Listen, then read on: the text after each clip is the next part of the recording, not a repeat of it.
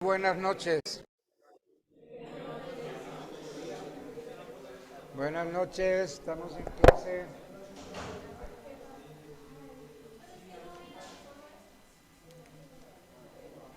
¿Ya se puede? ¿Sí? ¿O no?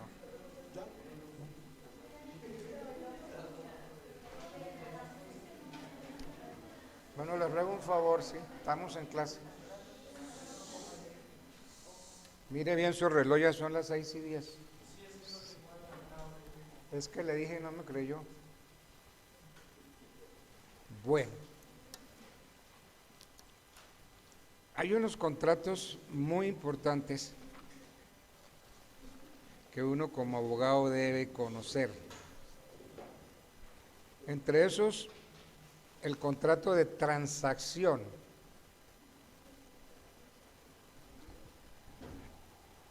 Si ustedes tienen su código civil, ubiquen este artículo, este contrato entre los artículos 2469 a 2487. Hoy tenían que entregarlo, ¿cierto? Pero ahora cuando lo estén entregando todo usted.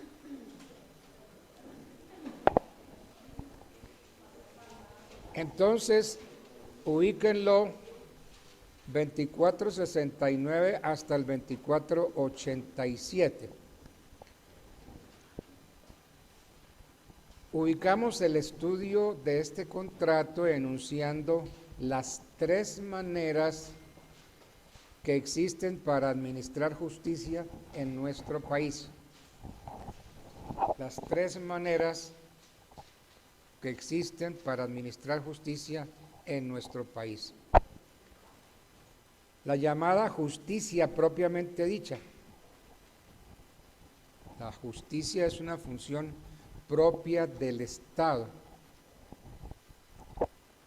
Se desarrolla a través de organismos jurisdiccionales, como son los juzgados, los tribunales. Entonces, la justicia se desarrolla a través de sus organismos jurisdiccionales y a través de dos formas contractuales, que son la cláusula compromisoria y la transacción.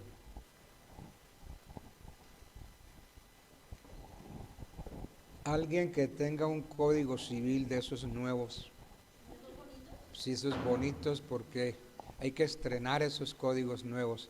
Por favor, artículo 2469. ¿Qué nos dice?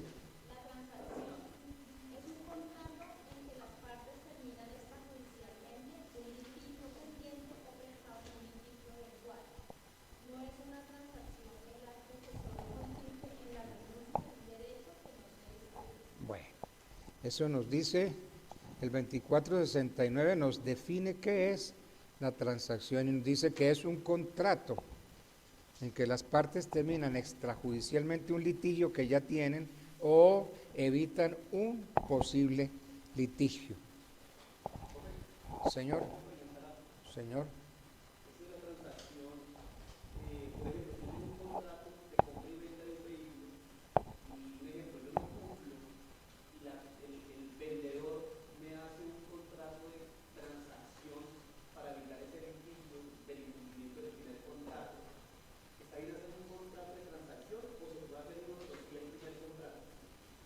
No, si ustedes van a llegar a un arreglo para solucionar el problema que tienen, sí tienen que hacer el contrato de transacción. Porque es eso lo que dice el 2469. Es un contrato en que las partes terminan extrajudicialmente un litigio pendiente o evitan, precaven un litigio eventual. Entonces, antes de que se forme un problema entre ustedes, pues llegan a una transacción. Es un contrato. Bueno.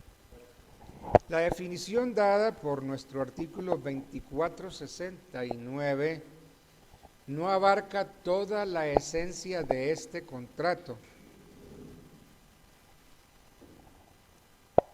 En resumen, la transacción consiste en la manera de administrar justicia, en la cual las dos partes traban traban sus controversias o en las partes trabadas en un pleito o amenazadas por un pleito futuro, se ponen de acuerdo. Y si ya están en un pleito, entonces le dan aviso al juez y le ponen fin al proceso. Y si no, pues evitan el proceso que está por venir.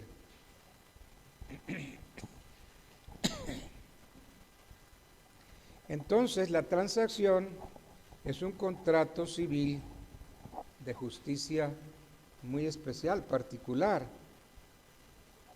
Se sustrae de la justicia ordinaria un litigio o un posible litigio. Y así se evita la injusticia que tenemos en nuestro procedimiento por los costos de los procesos y la lentitud con que la justicia actúa. Entonces, la transacción produce efectos judiciales cuando se celebra para terminar una litis y entonces se le manda, se le hace un oficio al juez y se le acompaña el documento contentivo de la transacción.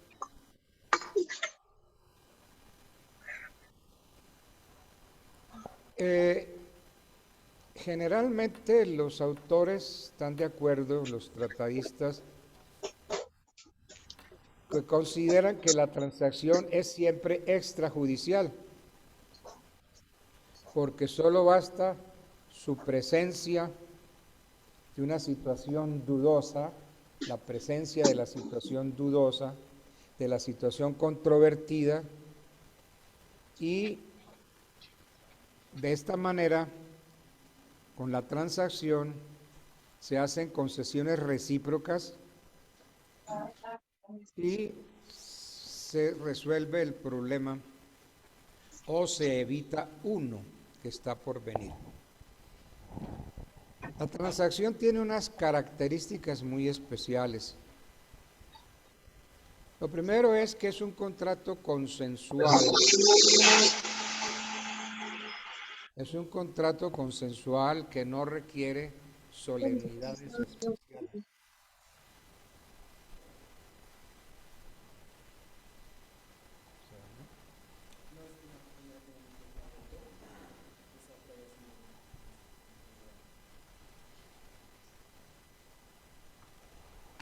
Bueno, entonces iba a mencionar las características de la transacción.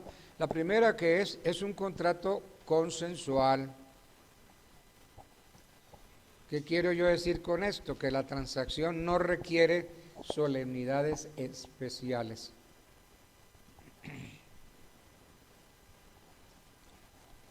Excepcionalmente la transacción es solemne. Y es solemne cuando el acuerdo transaccional constituya o se refiera a transferencia de derechos reales o se refiera a bienes inmuebles. Porque en estos casos es necesaria la escritura pública. Y esto, ¿por qué digo yo que es necesario la escritura pública? Porque debe llenar el requisito del artículo 12 del decreto 960 del 70. ¿Qué dice el artículo 12 del decreto 960 del 70? Dice: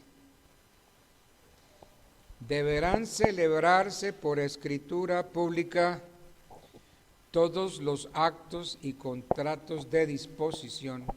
Repito, deberán celebrarse, estoy leyendo el artículo 12 del decreto 960 del 70.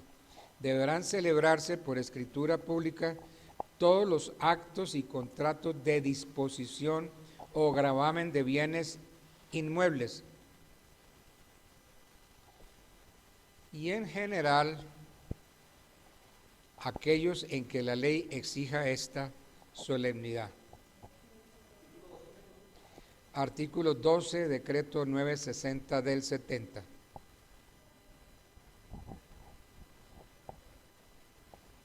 Ahora bien, a la luz del artículo 2 del decreto 1250 del 70, están sujetos a registro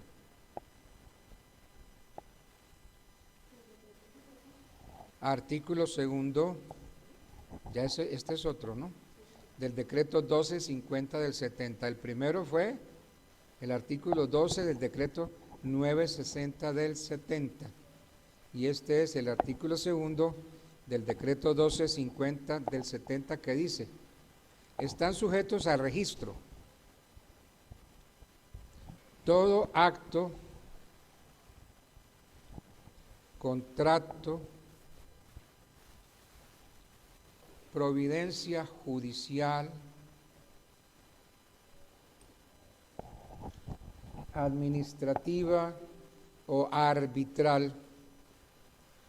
El artículo 2 del decreto 1250 al 70 dice, están sujetos a registro todo acto, contrato, providencia judicial, administrativa o arbitral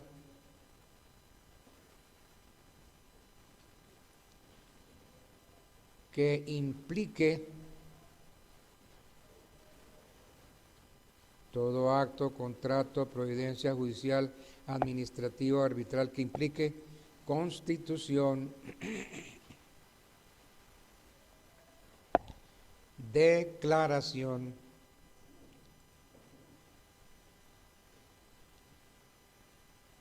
aclaración, adjudicación,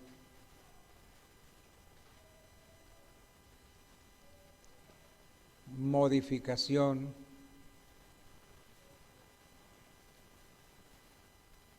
limitación,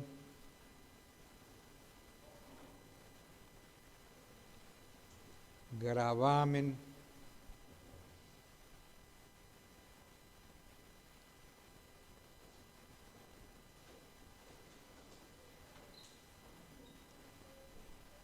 medida cautelar,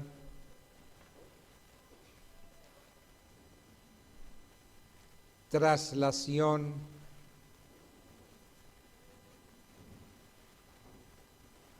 extinción del dominio u otro derecho real, extinción del dominio u otro derecho real, puede ser derecho real principal o accesorio, sobre bienes raíces.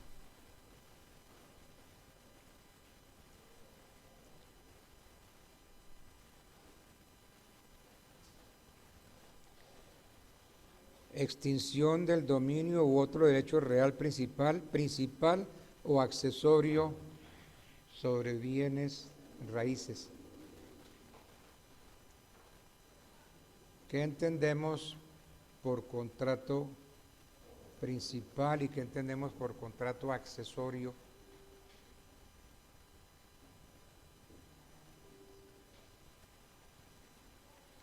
Principal es el que subsiste por sí solo, ¿de acuerdo? Pero contrato accesorio es el que garantiza el cumplimiento de una obligación. Si el banco le presta a usted una plata, entonces el banco le dice, oiga, ¿y cómo me garantiza usted el pago de esta plata? Ah, pues hacemos un contrato accesorio. Contrato accesorio es el que garantiza el cumplimiento de la obligación principal. Y entonces el banco le va a decir, bueno, ¿Y qué contrato accesorio hacemos que nos garantice el pago de lo principal? Bueno, yo le constituyo hipoteca sobre una casa. Entonces, la hipoteca es accesoria. Es accesoria porque garantiza el cumplimiento de una obligación principal. Por eso es que es accesorio. No como dicen algunos, es que es accesorio porque sigue la suerte de lo principal. No. Accesorio porque garantiza el cumplimiento de una obligación. Claro que en desarrollo de ese contrato, pues todo lo que le pase al contrato principal le pasa a la garantía. ¿Ok? Bueno. Es un contrato bilateral porque ambas partes contraen obligaciones que se miden por los sacrificios y las concesiones recíprocas que ellos se hacen. El contrato bilateral es ese. Hay concesiones para ti y sacrificios, concesiones para mí y sacrificios. Ese es el bilateral. Es un contrato, es oneroso. Oneroso, ¿por qué? Porque cada uno se grava en beneficio de la otra.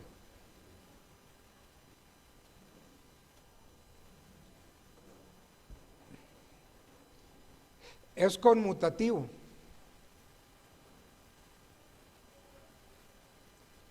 Conmutativo porque las partes conocen de antemano los alcances de las prestaciones. Por eso es que es conmutativo. Ahora, ¿puede llegar a ser aleatorio? Sí.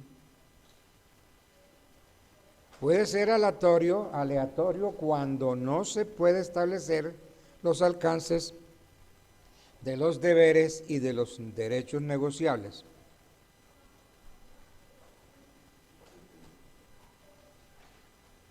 Por ejemplo, se transige y una de las prestaciones la constituye una renta vitalicia. Esto hace incierto el resultado de ganancia o pérdida, la renta vitalicia. Otra característica de la transacción es que es típico. Típico porque lo regula expresamente el código.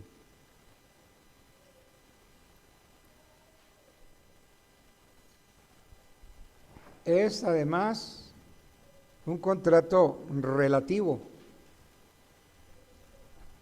Produce efectos con relación a las partes intervinientes.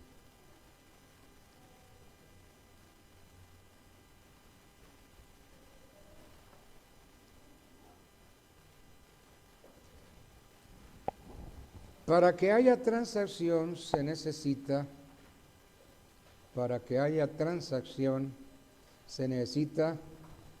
que la transacción verse sobre cosas existentes, es decir, sobre un litigio actual. Porque el objeto de la transacción, ¿cuál es? Poner fin a una situación real que aparecía sin solución.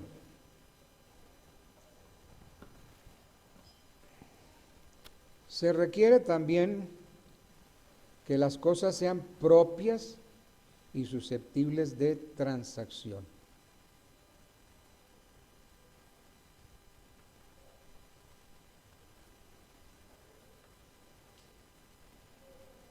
Porque es que hay derechos que no son susceptibles de transacción. Dije, se requiere también que las cosas sean propias y susceptibles de transacción. Vamos a ver, entre los requisitos de transacción está la capacidad. ¿Qué podemos decir de la capacidad? Pues simplemente que puede transar, puede transigir la persona que tiene capacidad de ejercicio, o sea, los mayores de 18 años para arriba. A mí me parece que todavía 18 años es una edad en que somos todavía imberbes.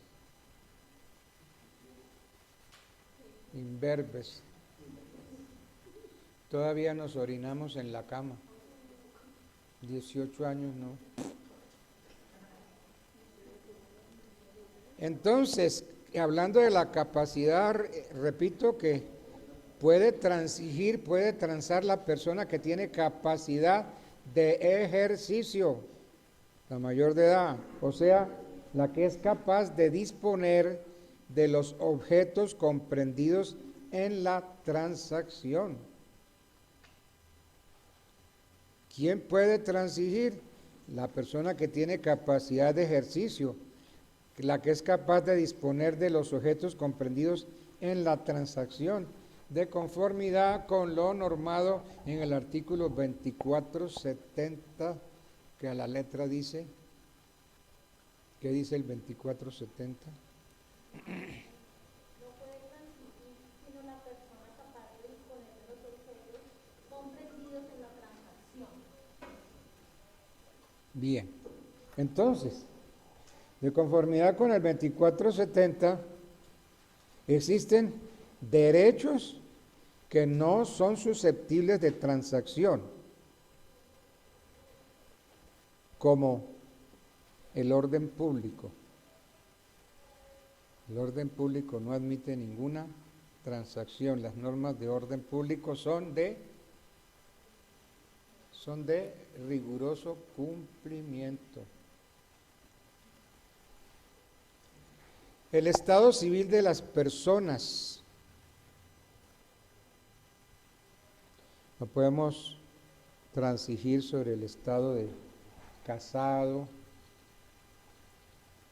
divorciado, porque viudo no es un estado, soltero sí. Entonces el estado civil de las personas, que no debe confundirse con las consecuencias civiles o económicas del estado civil, que esas sí son susceptibles de transacción. La acción penal, sencillo, la acción penal no es objeto de transacción. ¿Por qué? Porque es de orden público. La acción penal no es objeto de transacción por ser de orden público. Pero la acción civil, que es la originada en el delito, que origina la indemnización de perjuicios, esa sí es susceptible de transacción.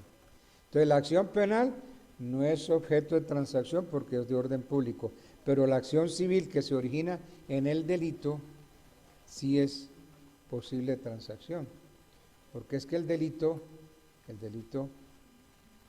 pues, no el cuasidelito, porque es que una cosa eso no es delito, esto de que delito y cuasidelito. No, una cosa eso no es. Entonces la acción civil originada en el delito, esa sí es susceptible de transacción. No son transigibles los alimentos,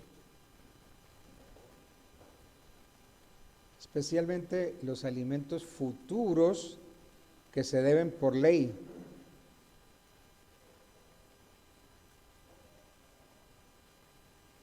En cambio, los alimentos ya causados, eso sí, porque ya se causaron. Entonces esos alimentos causados son susceptibles de transacción, porque es que ya esos alimentos causados son verdaderos créditos, ya se deben.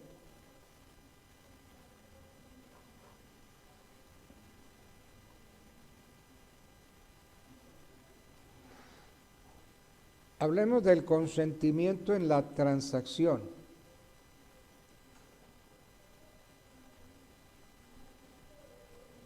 En materia de transacción civil, los artículos 2476 y 2477 repiten las reglas de los vicios del consentimiento. ¿Podemos leer esos dos artículos? Artículo 2476. Nulidad de la transacción. Es nula en todas sus partes la transacción obtenida por los títulos falsificados y en general por dolo o violencia.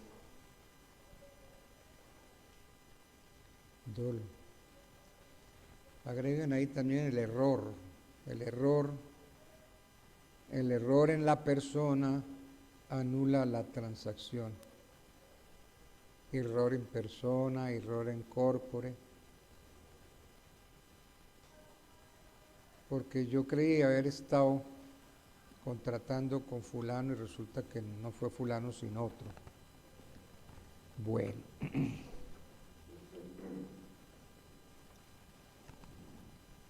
Efectos de la transacción.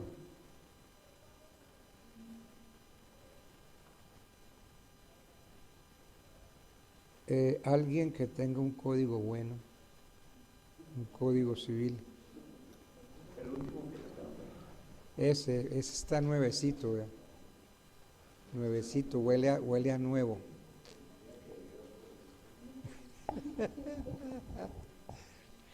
¿Qué dice su artículo 2483?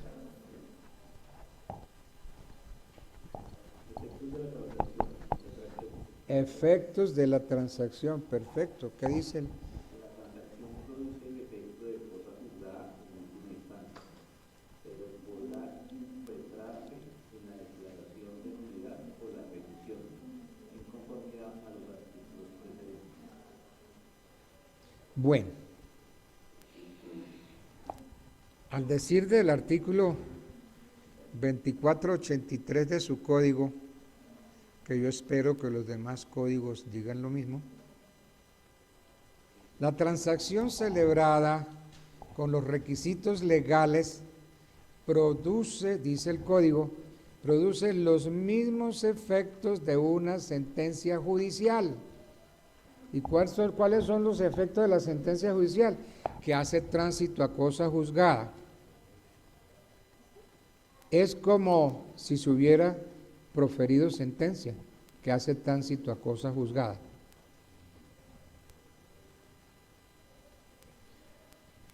El juez que está conociendo del proceso, y esto díganselo a cualquier profesor de derecho procesal,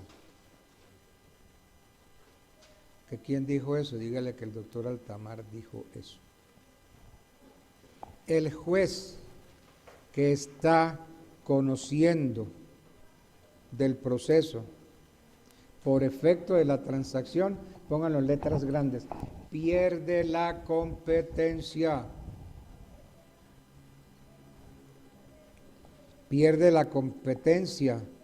Repito, el juez que está conociendo el proceso por efecto de la transacción pierde la competencia. Por lo tanto, si después de celebrada la transacción el juez profiere sentencia, en letras grandes, esta es nula, de nulidad absoluta. Y asimismo, si después de celebrada la transacción, una de las partes llega a demandar, la otra puede oponer.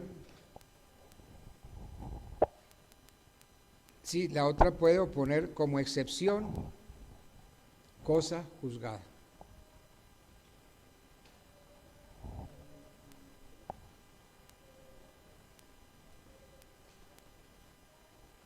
Cosa juzgada.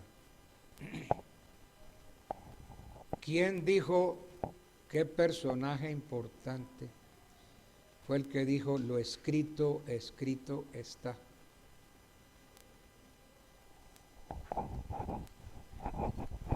¿Quién?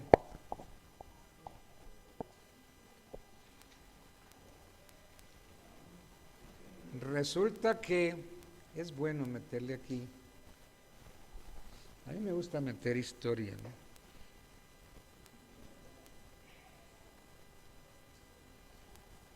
Los judíos tenían un máximo tribunal, una corte suprema de justicia que se llamó el Sanedrín.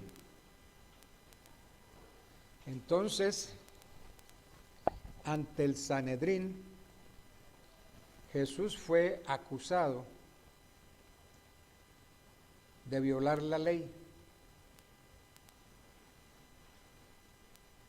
porque ante el Sanedrín dijeron que Jesús se había declarado rey. Pero si recuerdan ustedes la Biblia, a Jesús le preguntan, ¿eres tú acaso rey? Y él dice, eres tú quien lo dice. No lo digo yo, eres tú quien lo dice. Yo no voy a incurrir en ese delito, eres tú quien lo dice. Entonces el Sanedrín condenó a Jesús a morir en cruz.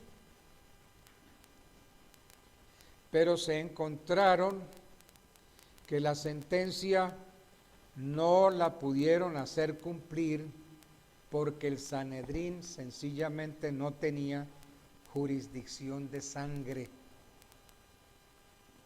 Entonces se encontraron con que la sentencia de ellos quedaba en el aire. ¿Por qué en el aire? Porque la ley que se aplicaba no era la ley judía, sino la ley romana. Entonces, ¿qué dijo el Sanedrín? Vámonos donde Poncio Pilato, que es el gobernador, para que homologue nuestra sentencia de muerte. Y entonces cuando le llevan el caso, Poncio Pilato dice, pero si ante la ley romana este hombre no ha cometido ningún delito. Mira que es que él se ha declarado rey y tú sabes que el único rey es el César. Ha cometido un delito.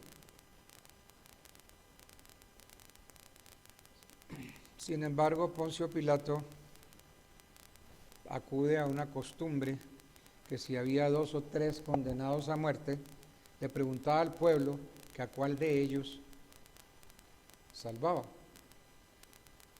Y entonces escogieron dentro de los prisioneros a Barrabás, entonces que liberaran a Barrabás. Y entonces liberaron a Barrabás.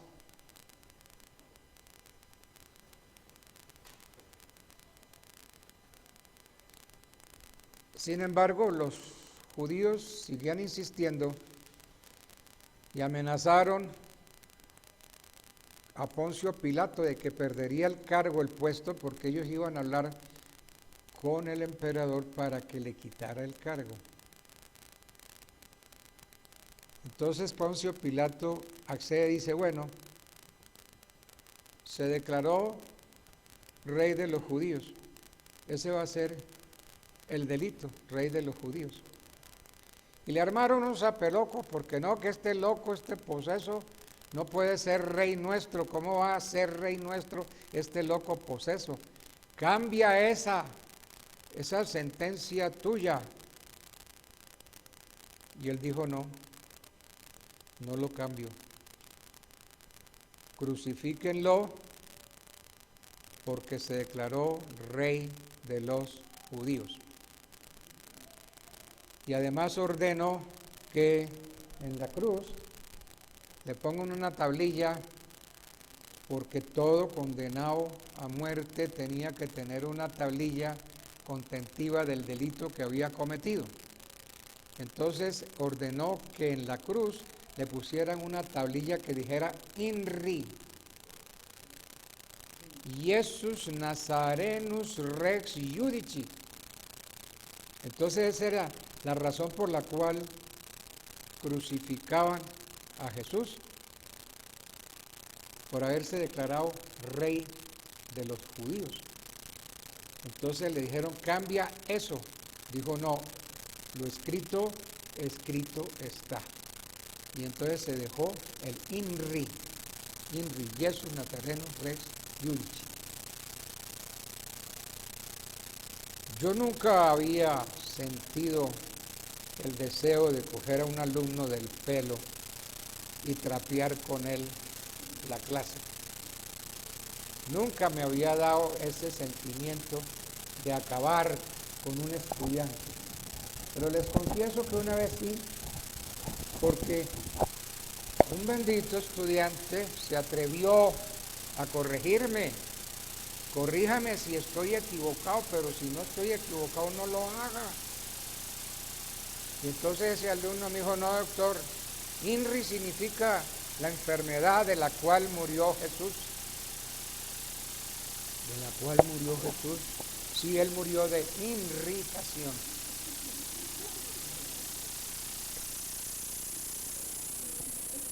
Les confieso que quise cogerlo del pelo, trapear con él la clase. Irritación. Entonces, ¿quién dijo lo escrito, escrito está? Poncio Pilato. ¿Ok? Bueno. Esas son chismes de la historia. Entonces, ¿cómo se llamó el máximo tribunal de los judíos? El máximo tribunal, Sanedrín. El Sanedrín. ¿Podía condenar a muerte a Jesús? ¿A crucificarlo? No, ¿por qué?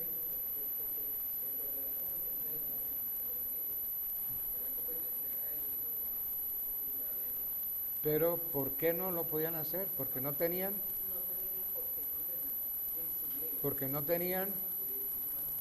jurisdicción de sangre. Era por eso, porque no tenían jurisdicción de sangre. Bueno.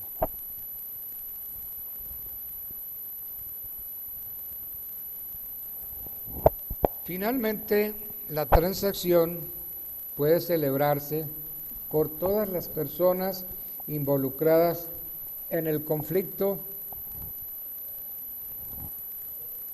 y puede recaer sobre la totalidad de los derechos debatidos o sobre parte de ellos. Y también puede llegar la transacción sin incluir a todos los litigantes o a uno o varios los litigantes.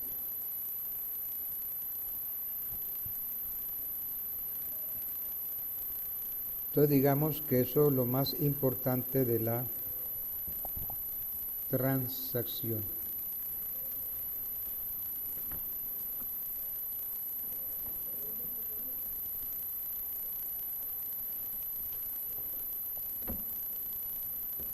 Hay otro contrato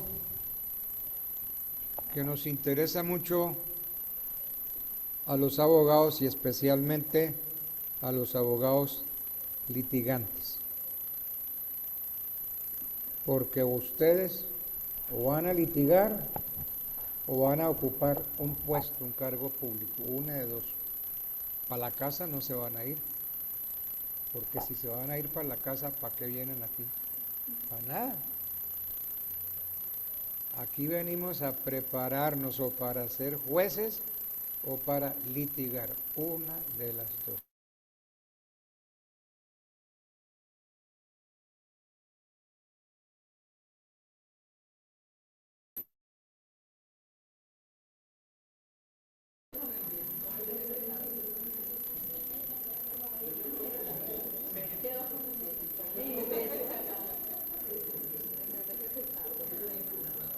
Hola, ¿y ustedes son petristas o son rodolfistas? ¿Ah?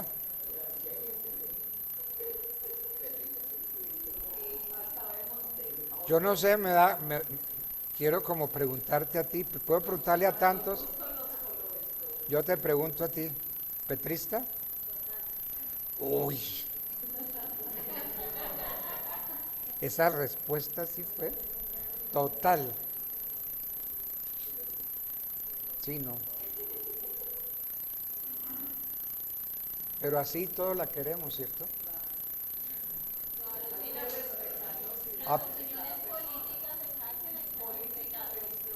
A pesar de ese gran defecto.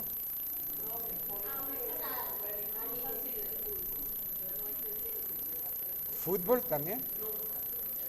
¿Ah, fútbol? Ah, tú, sí, no, no, no. No, con ella no, pero de fútbol sí podemos discutir contigo o no. De fútbol sí. Bueno,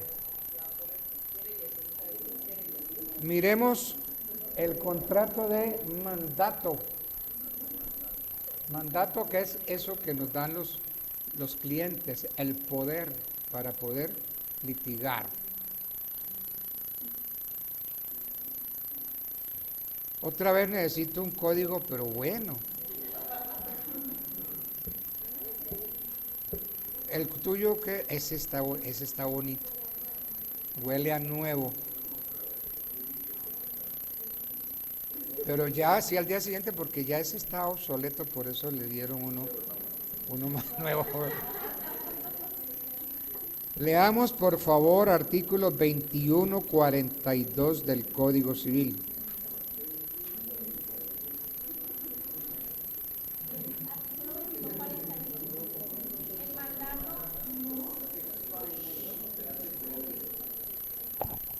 ¿Sí? ¿Qué contrato es? Que una, bueno, en el que una. Eso sí, otra vez. Tú puedes.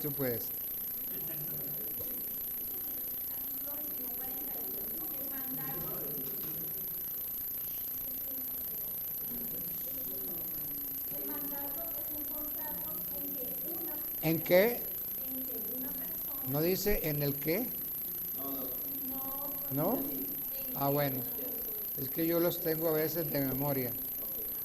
Entonces el mandato, yo tengo que el mandato es un contrato en el que una. En que una persona.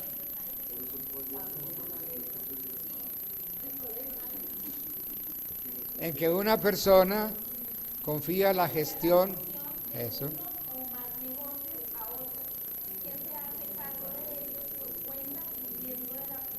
Eso. La persona que concede el encargo se llama comitente o mandante, y la que lo acepta apoderada, procurador y en general mandatario. Entonces, mandante y mandatario. Entonces, a usted como abogado, si le dan el poder, usted es un mandante. Y la persona que le da a usted el poder es un mandatario. Mandante y mandatario. Los mexicanos cuando les hacen una pregunta dicen, mande usted, mande usted, mande.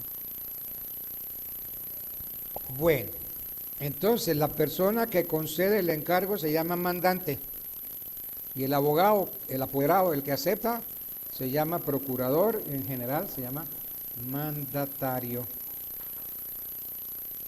No debe confundirse el contrato de mandato con el contrato de prestación de servicios. Ojo con esto. Repito, no debe confundirse el contrato de mandato con el contrato de prestación de servicios. ¿Por qué? Estos se diferencian primordialmente por el objeto. En el arrendamiento de servicios, el objeto lo constituyen. Te repito, la idea es que no confundamos el contrato de mandato con el contrato de prestación de servicios, porque se diferencian en el objeto. En el arrendamiento de servicios, el objeto lo constituyen hechos de orden material. En el arrendamiento de servicios, el objeto lo constituyen hechos de orden material. que corresponde a los trabajadores quienes lo ejecutan por su cuenta. Lo ejecutan por su cuenta y en interés del patrono.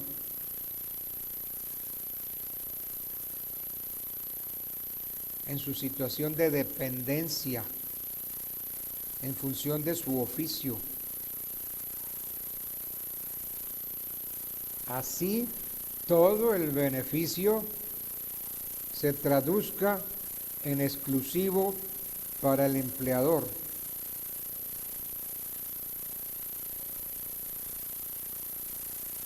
En cambio, en el mandato, el objeto propio es insustituible,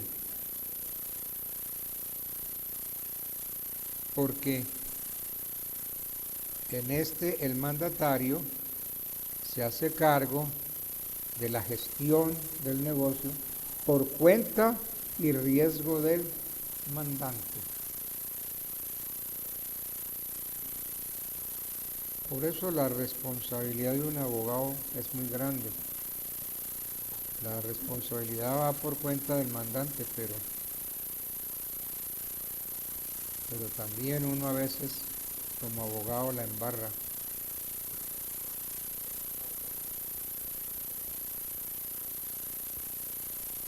Yo fui abogado por disposición de la junta directiva de una empresa grande.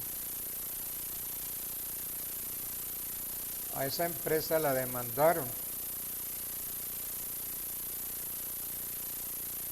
Pues a mí me tocaba atender eso por ser el vicepresidente jurídico. Y cuando yo vi el proceso, yo dije, yo no me hago cargo de ese negocio. ¿Por qué? Porque no tenemos pruebas para desvirtuar la demanda. No tenemos pruebas.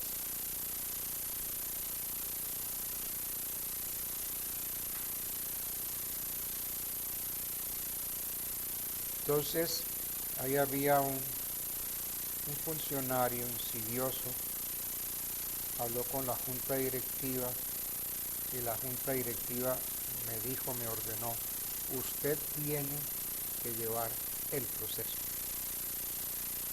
Cuando eso les pase, contesten por escrito. No me hago cargo del proceso porque considero que el proceso se va a perder y se va a perder porque no tenemos pruebas.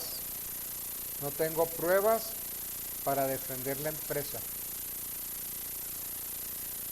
No, llévelo. Bien, el proceso se perdió.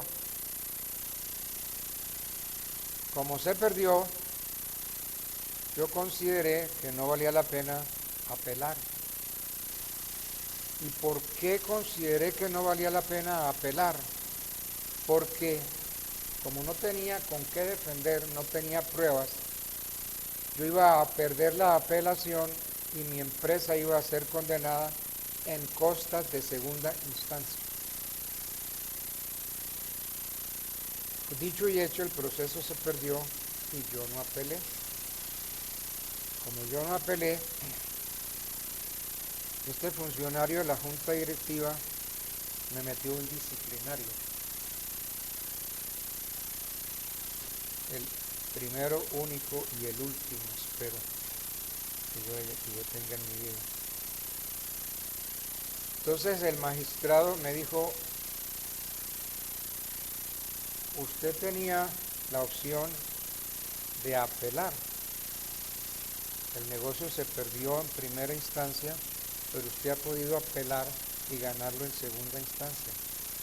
Dije, no, señor magistrado, y que quede claro, porque si yo apelo y no tengo pruebas, no tengo elementos para desvirtuar la demanda, mi empresa va a ser condenada en costas de segunda instancia.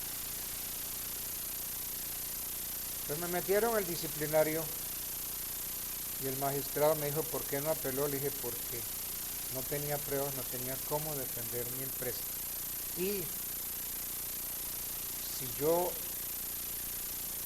insisto, si yo contesto la apelación, pierdo la apelación y entonces hago merecedora a mi empresa en costas de segunda instancia.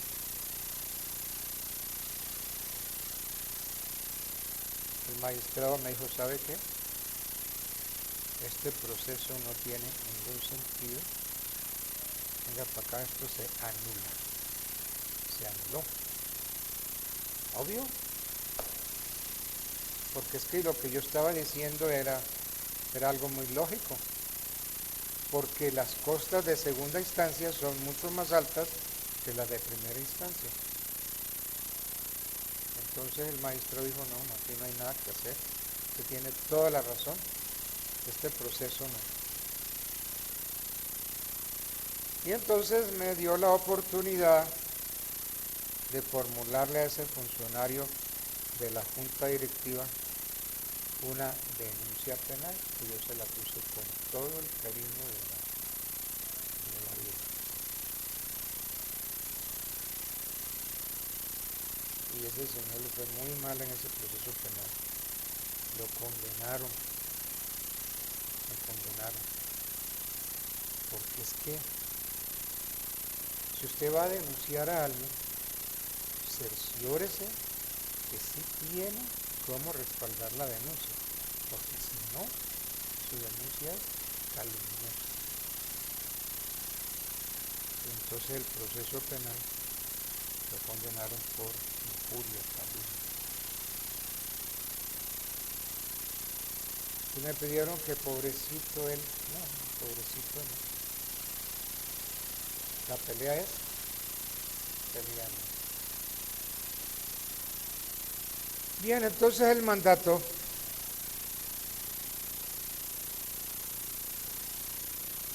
no debe confundirse, como dije ahorita, con el contrato de prestación de servicios.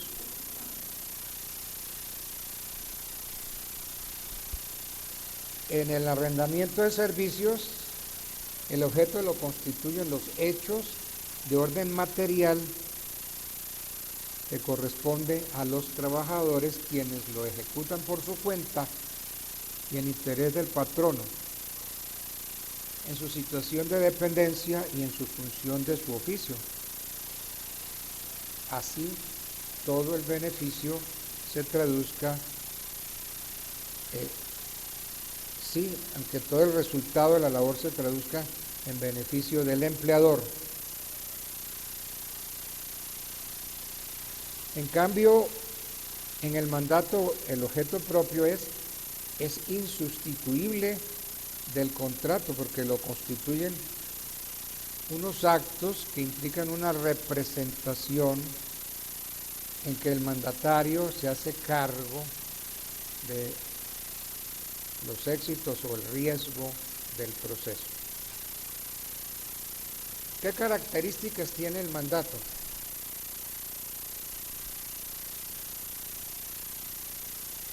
Es un contrato, como ya lo dijimos, consensual. ¿Por qué? Porque se perfecciona con el consentimiento de las partes.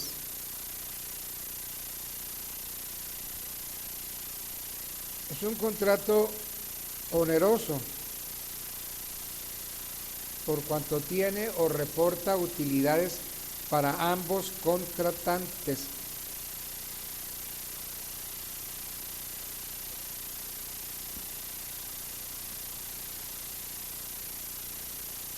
Y es bilateral porque las partes se obligan mutuamente.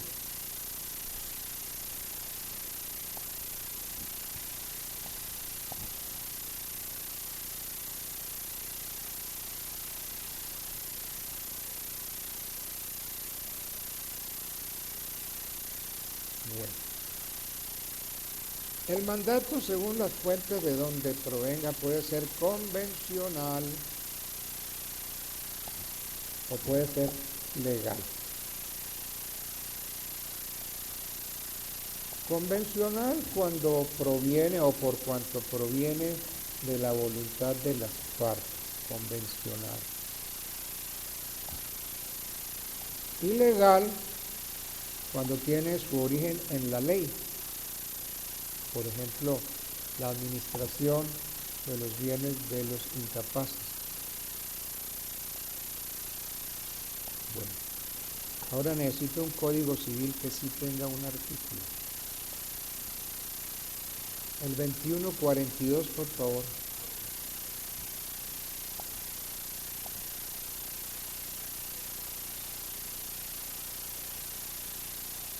¿Qué dice el 2142?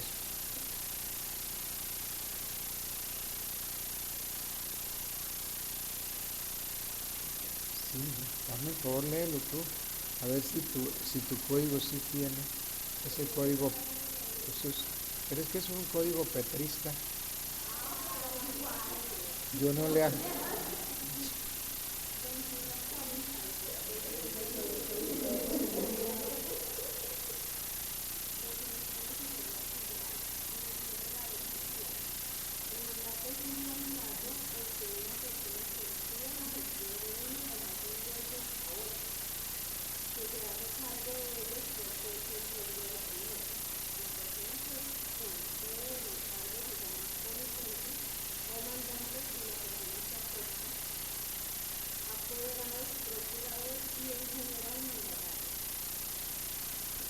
¿Sí?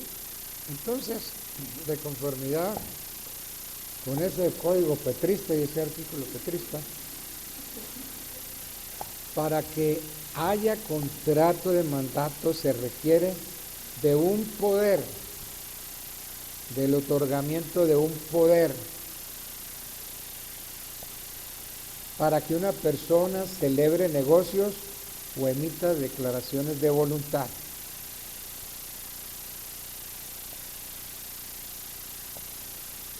Y segundo, que esas declaraciones de voluntad se emitan por cuenta y riesgo de otros.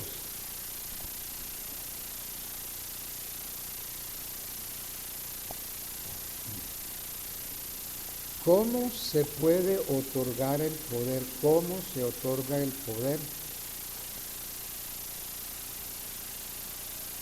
El poder se puede otorgar por escritura pública o por un escrito privado. Por escritura pública o por un escrito privado. Se puede otorgar, como decimos, por cartas.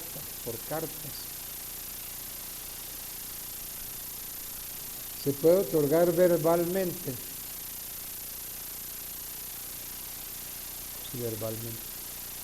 O por cualquier otro medio inteligible que lo presuma.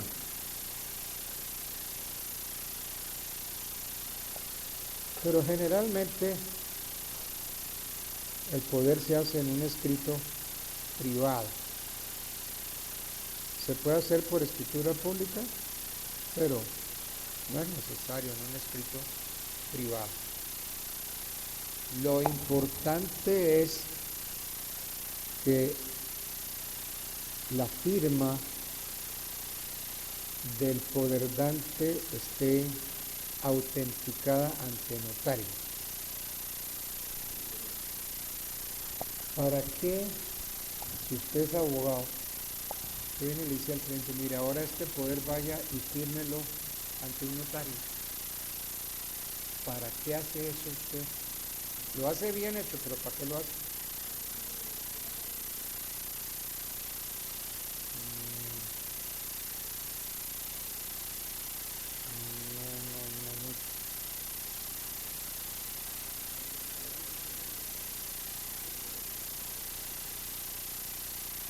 Por ahí va la cosa.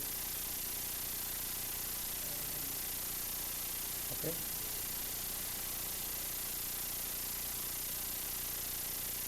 Porque si es un escrito privado, bueno, usted tiene que, en caso de duda, tiene que empezar a demostrar que eso sí se le dio eso, ¿verdad? En cambio, si autentica la firma ante notario, constituye plena prueba. También es así, señor juez, que sí me dio el poder, que su firma la autenticó ante notario, por consiguiente, plena prueba, constituye plena prueba y no hay nada que hacer. Es para eso, más que todo. Entonces, se puede otorgar por escritura pública, por escritura privada, pero es mejor que se reconozca la firma, así sea privado, se reconozca la firma ante notario. En cuanto a la capacidad, el mandante debe ser una persona capaz. Y esta capacidad hace relación a la capacidad de ejercicio, a la capacidad de obrar. Entonces, el mandatario, según las reglas generales, debe tener capacidad de ejercicio.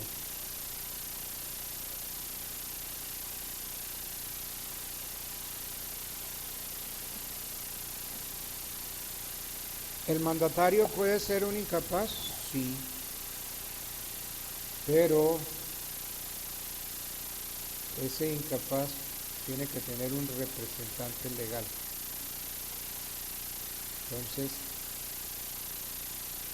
el poder lo da el incapaz, sí, pero a través de su representante legal.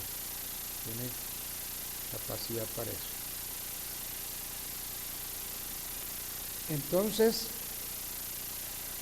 el mandato, los mandatos, pues, pueden ser especiales o generales. Es especial cuando el encargo o encargos están específicamente determinados. Y es general cuando se confiere para todos los negocios del mandante.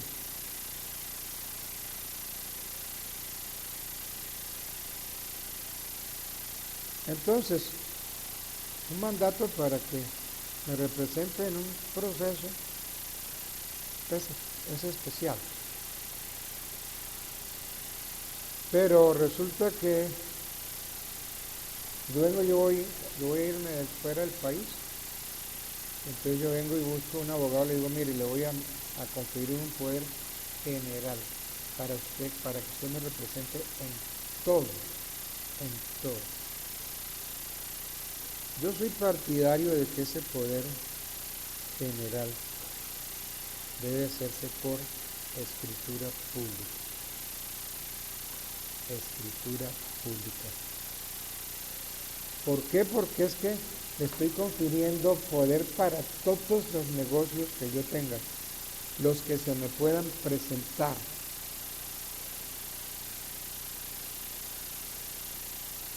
Entonces, para que usted, si me demandan, bueno, usted me pueda representar. Entonces, para que no duden de ese poder, es mejor hacerlo por escritura pública. Yo siempre he recomendado que se haga por escritura pública.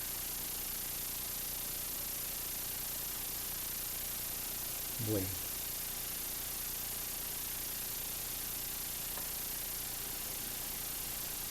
Necesito otro código mejor que los anteriores.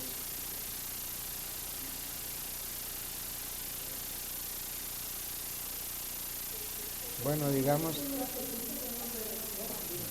que yo lo veo como nuevo. Léame por favor el 2157.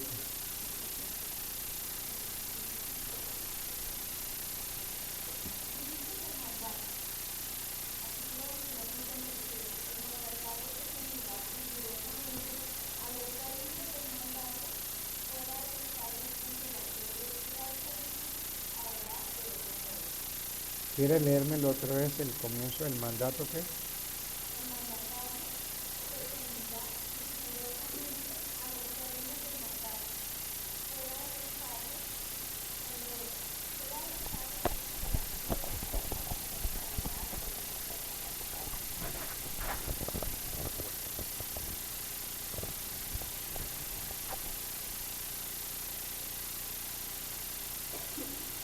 De este artículo se deducen las responsabilidades del mandatario.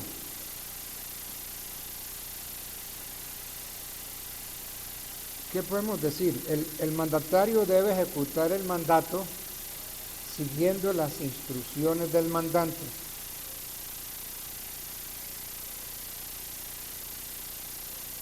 Esas instrucciones pueden ser dadas en el momento del otorgamiento del poder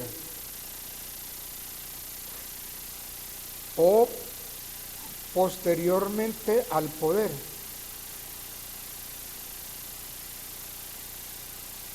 O pueden también ser modificadas en el curso de la ejecución del mandato.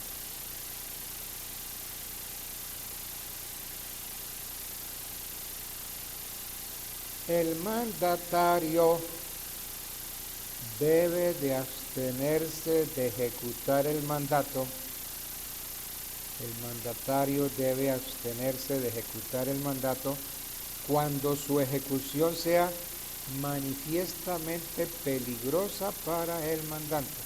Si usted considera que el mandato, que la ejecución resulta peligrosa para su mandante, usted absténgase de hacer el mandato. Es que uno cree que uno como apoderado no puede hacer cosas así. Y se le puede oponer y decir, mire, yo no le jalo por ahí no, porque la cosa no es como usted dice.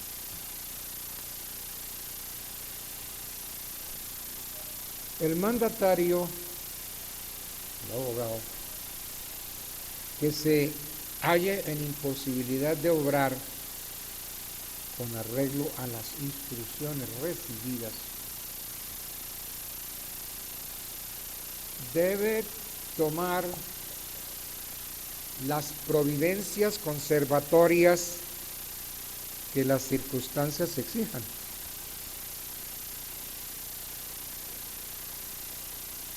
Pero si no le fuere posible dejar de obrar sin comprometer gravemente al mandante, el mandatario decidirá, el mandatario tomará partida, se ubicará en el sitio que más se acerque a las instrucciones y que más convenga al negocio. En este caso, le corresponde al mandatario probar las razones, generalmente es fuerza mayor, que le imposibilitó seguir las órdenes de su mandante.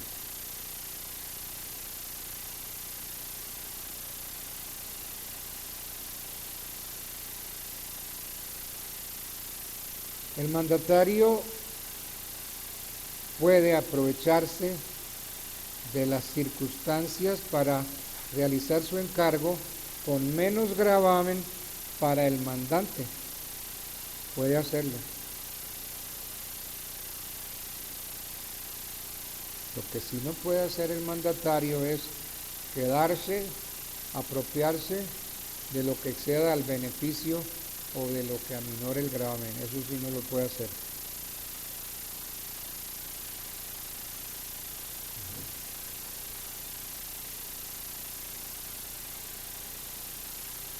Mira, amiga de Petro, léeme en ese código petrista el artículo 2161. Y usted se va a acordar de mí cuando Petro pierda las elecciones. Porque ¿quién va a ganar?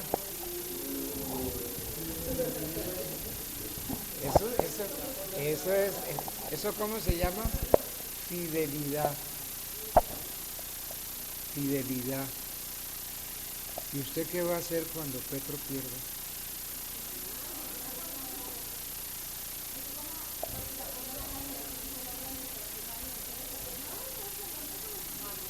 No sirve para nada. Hay que cambiar a esos jugadores que no sirven para nada. Y cambiar al director técnico, que eso no tiene ni idea.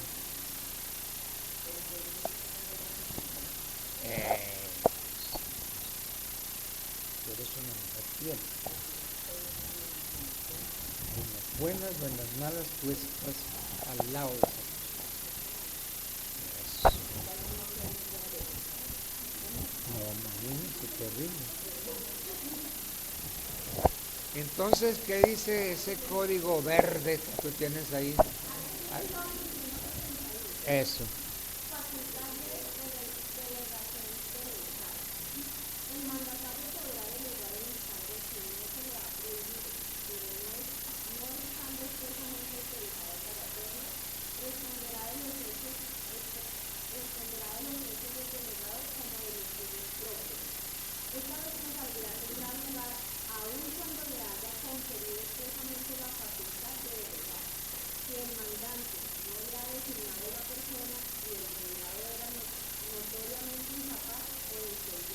Bien. ¿Qué artículo es ese? ¿De qué código? ¿De qué color? Verde. Eso.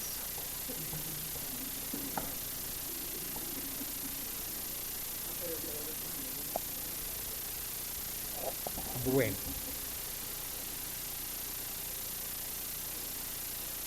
Teniendo en cuenta la figura de la delegación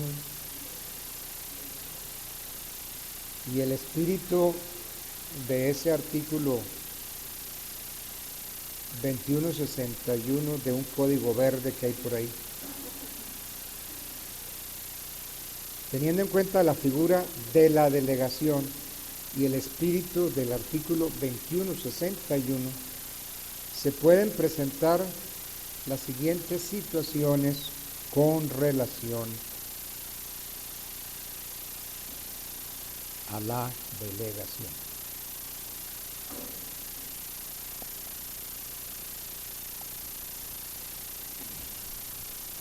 El mandatario delega la realización del negocio a una persona determinada por el mandante.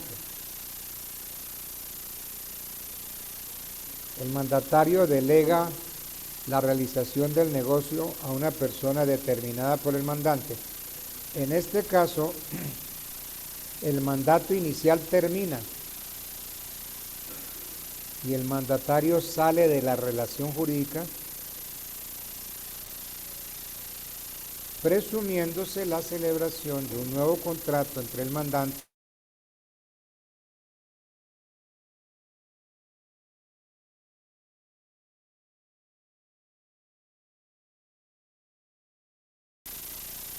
Segunda situación. El mandatario delega el encargo.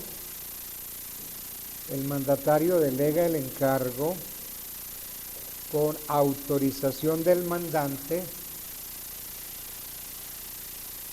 sin designación de la persona del delegado.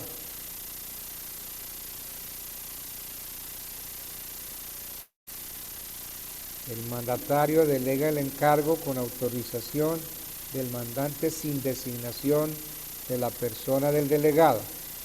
En este caso, el mandatario queda obligado para con su mandante y responderá por la incapacidad del delegado. Para hoy quedamos en que ustedes me traían el trabajo sobre las 10 preguntas, ¿cierto? Bueno, ahora lo recogemos. ¿Sí? ¿Usted tiene el suyo? ¿Sí? Bueno.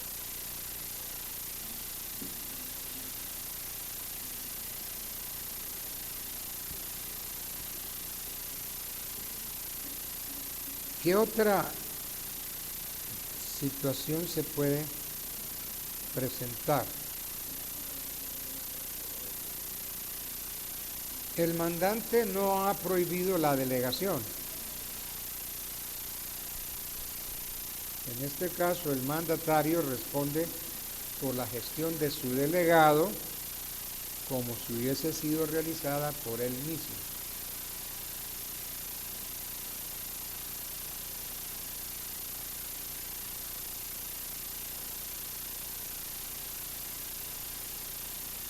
Finalmente, el mandante ha prohibido expresamente la delegación. El mandante ha prohibido la delegación, evento en el cual el mandatario responde por la gestión de su delegado y de todos los actos que éste ejecuta.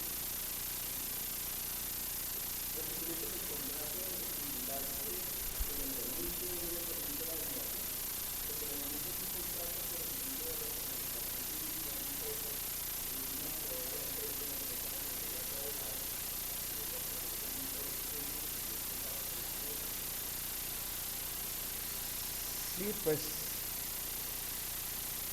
a ver, tiene facultades para delegar,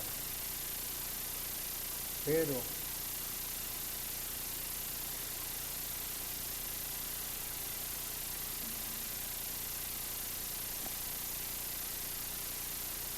esa delegación debe estar expresamente autorizada, porque es que de pronto usted es el abogado y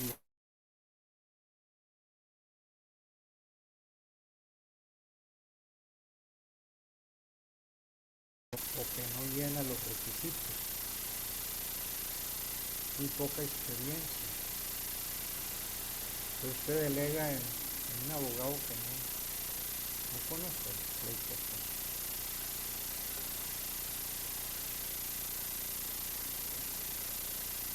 Hoy me quisieron dar un negocio, me pidieron que me encargara de un negocio.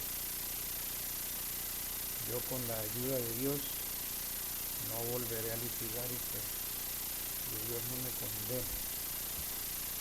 No quiero volver a litigar. Ya, se pasó.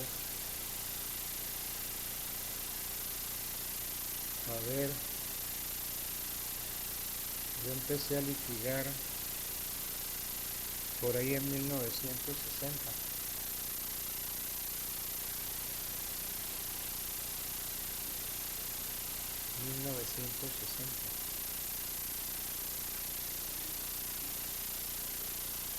Y siendo pues dependiente de Álvaro Pérez Vives.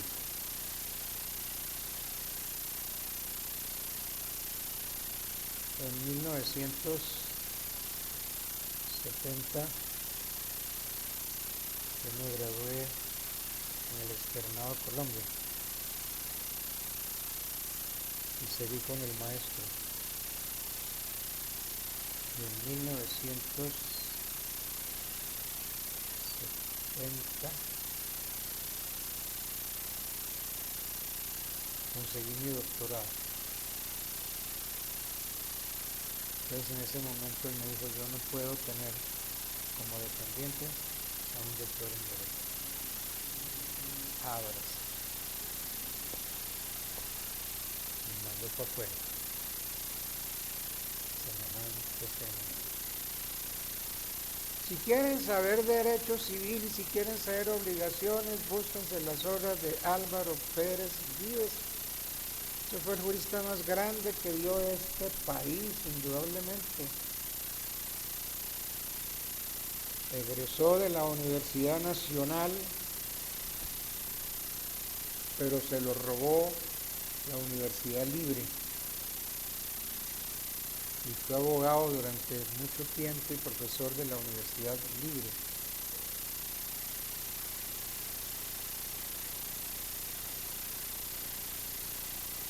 Yo lo presenté como candidato para ser profesor en el Externado de Colombia, pero los celos del señor rector del Externado no me dejaron que Pérez Vives fuera profesor del Externado. Era rector del Externado Fernando Inestrosa, un tratadista increíble de la teoría de las obligaciones, pero quien sabía obligaciones en este país fue Álvaro Pérez Vives. Estudiense las obras de Álvaro Pérez Vives, busquen los libros de Álvaro Pérez Vives, no busquen más, especialmente los tomos, 4 tomos que habla de la responsabilidad civil. Álvaro Pérez Díaz.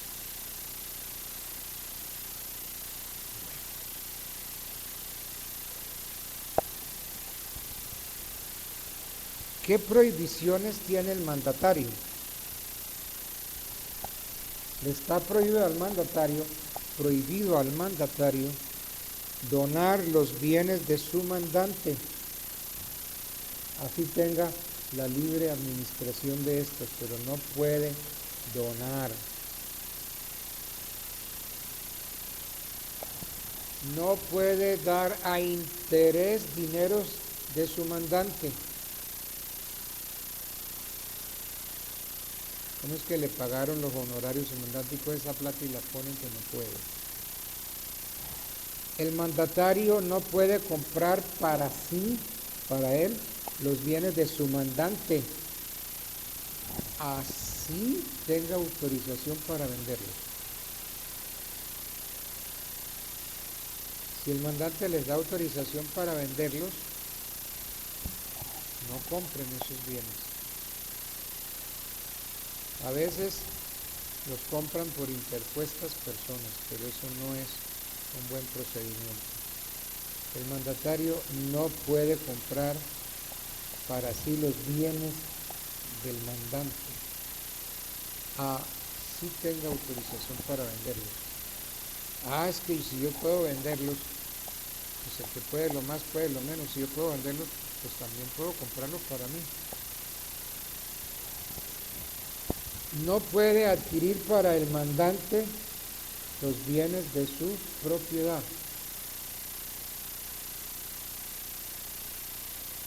No puede tomar para sí el dinero que el mandante le dio para ponerlo, para colocarlo a interés.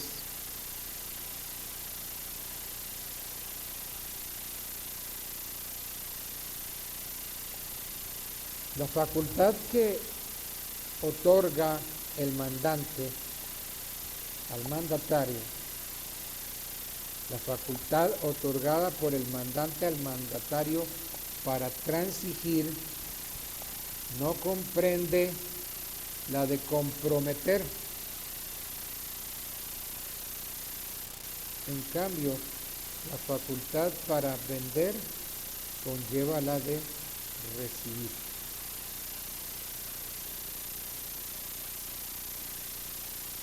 Por eso en los poderes, si ustedes no tienen facultades para recibir, no pueden hacerlo. Generalmente los poderes dicen, confiero a mi poderado amplias facultades de conformidad con el artículo 90, algo así, especialmente para recibir, desistir y transigir. Esas son facultades expresas. Pónganlas en el contrato de mandato. Bueno.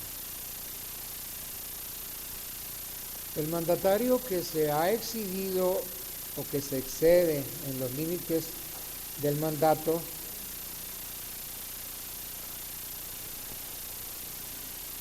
solo es responsable frente al mandante. Nada más, ante el mandante es que es responsable.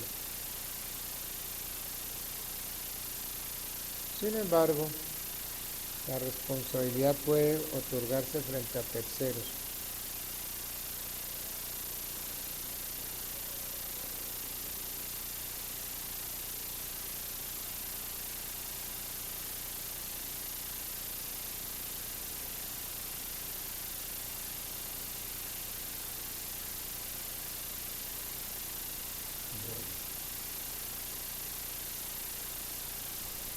Pero el mandato termina, ¿cierto? Debe terminar alguna vez.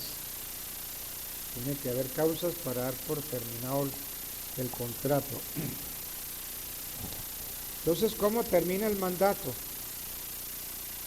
El mandato termina por la realización de la gestión encomendada. El mandato termina por la realización de la gestión encomendada.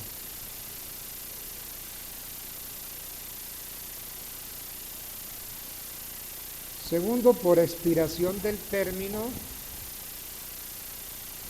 o por el cumplimiento de la condición prefijada para la terminación del mandato. Por expiración del término o por el cumplimiento de la condición prefijada para la terminación del mandato. Por revocación del mandante. El mandante revocó el poder.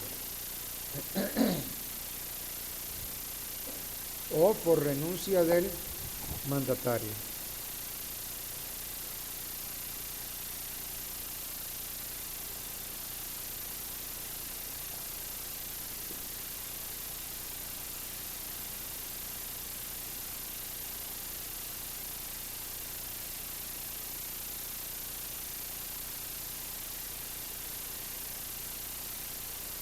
No hagan cosas, me estoy acordando de algo que a mí me pasó.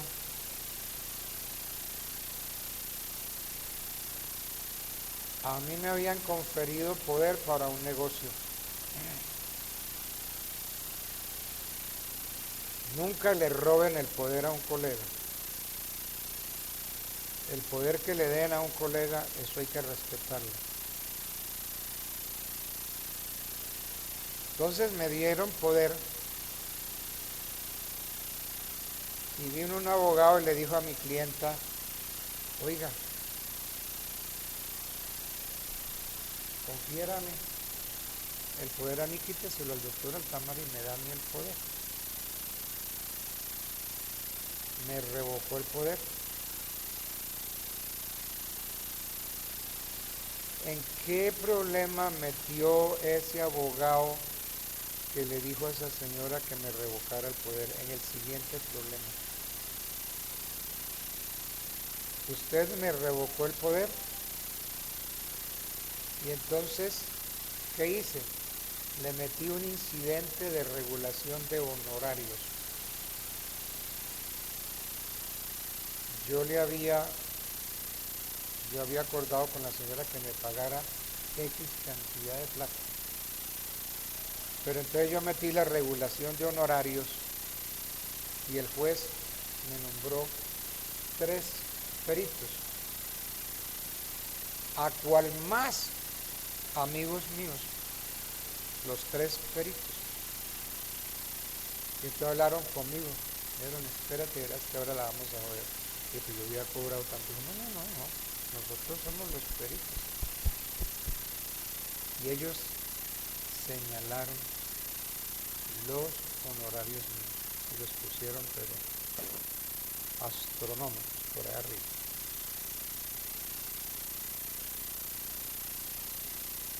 ¿Qué consiguió ese abogado al revocarme el poder? Que yo metí el incidente de regulación de honorarios y que los peritos señalaran unos honorarios, pero bien altos.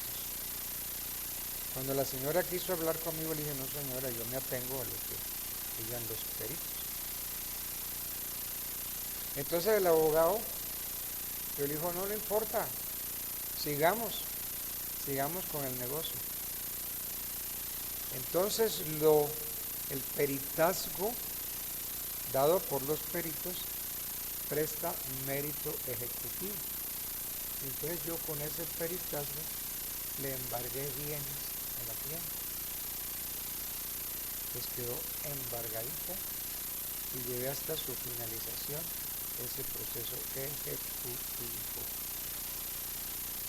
Y entonces hubo necesidad de rematarle una finca y con el producto del remate yo me pagué no los honorarios míos, sino los honorarios puestos por los peritos.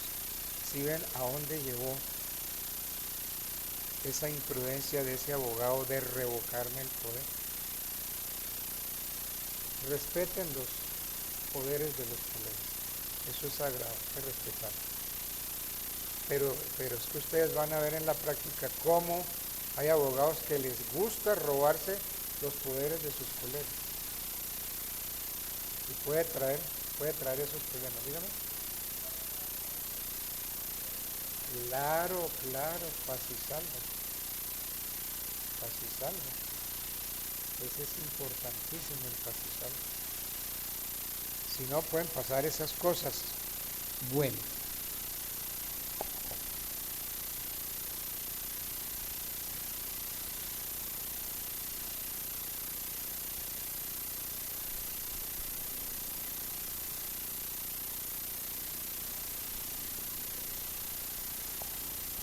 Bueno, nosotros no tenemos el código del comercio, ¿cierto?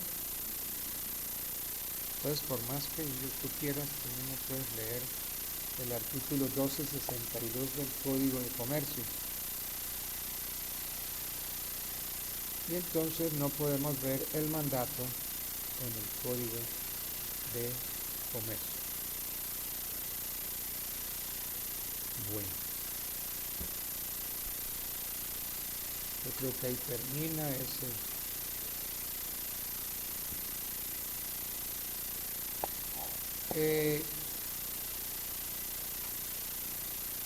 Hay contratos que tienen nombre, pero que son innominados. Un contrato es innominado no porque no tenga nombre. Les voy a dar un ejemplo. El contrato de leasing tiene nombre, leasing. Pero ¿por qué digo yo que ese contrato es innominado? Ese contrato es atípico. ¿Por qué? Porque no tiene tratamiento en nuestro código. Entonces, los contratos innominados son innominados no porque no tengan nombre, no, porque el leasing tiene nombre. Lo que pasa es que es innominado porque no tiene tratamiento en el código. No está ni en el Código del Comercio ni en el Código Civil. Entonces, esa es la razón de los contratos innominados. Y yo voy a dejar para la próxima clase, que ya es hora de empezar a conocer los contratos innominados, y me gusta y he escogido el contrato de leasing. El contrato de leasing financiero, que les adelanto, comenzó a desarrollarse en el país en el año de 1975. Y la primera norma que aparece sobre la materia fue el decreto 148 de 1979.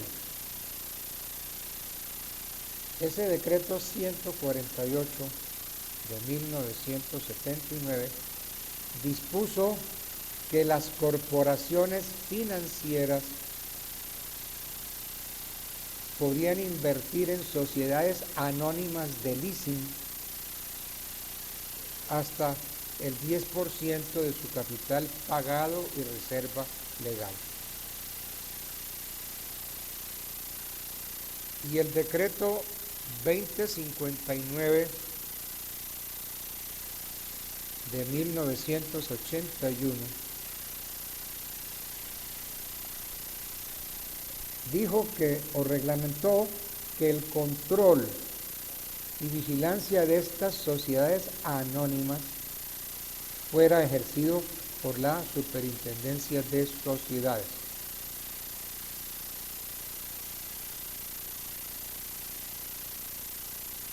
La Ley 74 de 1979 concedió y reglamentó la inspección y vigilancias de las compañías de leasing. Repito, la Ley 74 de 1979 concedió y reglamentó la inspección y vigilancia de las compañías de leasing a la Superintendencia Financiera.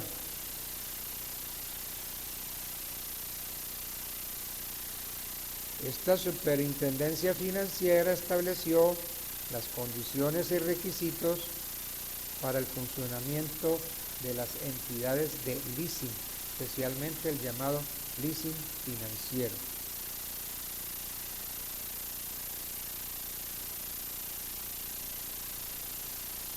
El decreto 3039 de 1989 del Ministerio de Hacienda, el decreto 3039 de 1989 del MinHacienda, estableció que las sociedades de arrendamiento financiero o leasing, el decreto 3039 del 89 del Ministerio de Hacienda estableció que las sociedades de arrendamiento financiero o leasing debían constituirse como sociedades anónimas.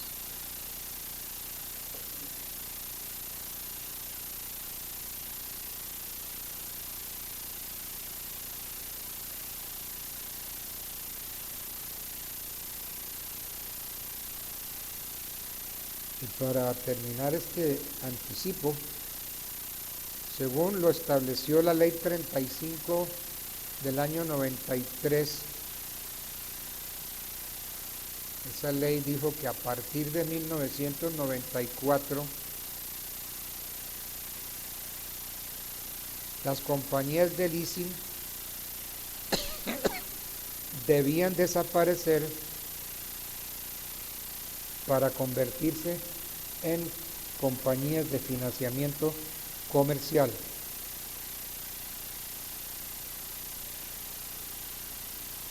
Y les permitió nuevamente captar recursos del público.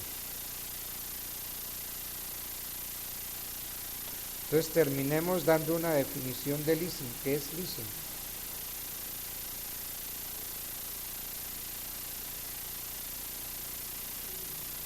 Esta definición la dio el Ministerio de Hacienda entendiéndose como operación de arrendamiento financiero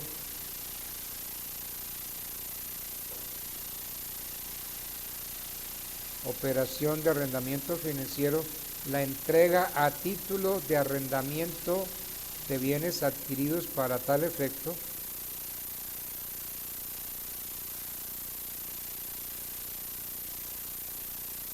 financiando su uso y goce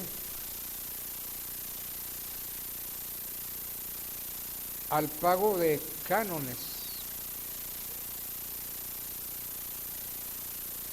A mí no me gusta la palabra canon. Canon es propio de el Código de Derecho Canónico. Entonces ya no se habla de artículos, sino de canon, el canon tal. Entonces, al pago de cánones. Entonces, al pago de unas sumas, al pago de unos arrendamientos.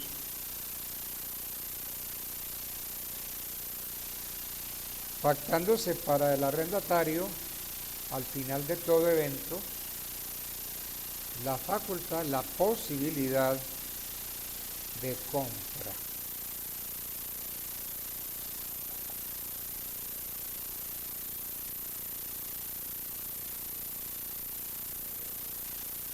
Bueno, entonces,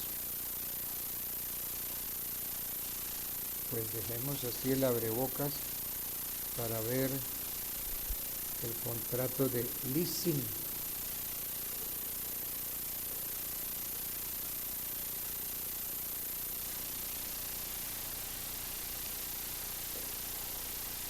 Bueno, entonces démoslo por terminado.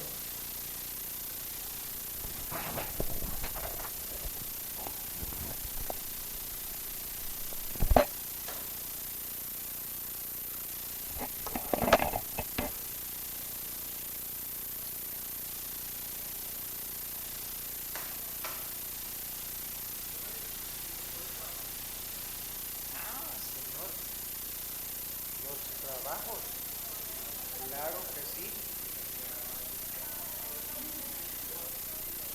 Ahí está clarito quiénes son los del grupo, ¿cierto? ¿Quiénes son los miembros? ¿Estuvieron por grupos? ¿Cuántos grupos se armaron?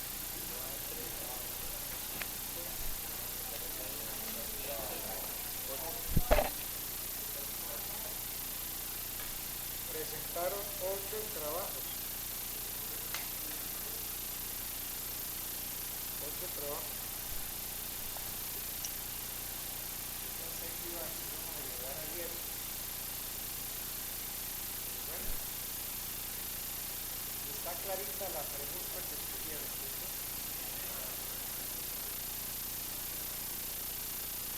Entonces ya me daré gusto revisándolo, leyendo y mirando a ver cómo desarrollaron la pregunta de